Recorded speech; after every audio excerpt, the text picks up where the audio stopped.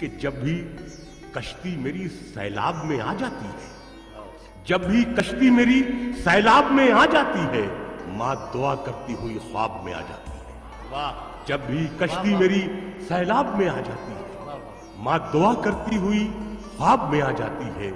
एक मतलब एक शेर यह है कि मुसलसल गेसुओं की बरहमी अच्छी नहीं होती, मुसलसल गेसुओं की बरहमी अच्छी नहीं होती, हवा सबके लिए ये मौसमी अच्छी नहीं होती।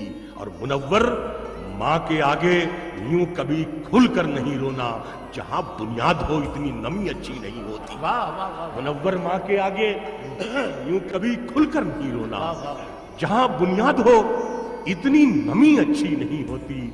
एक मतलब यह है कि किसी को घर मिला हिस्से में या कोई दुकान आई, किसी को घर मिला हिस्से में या कोई दुकान आई, मैं घर में सबसे छोटा था, मेरे हिस्से में माँ आई।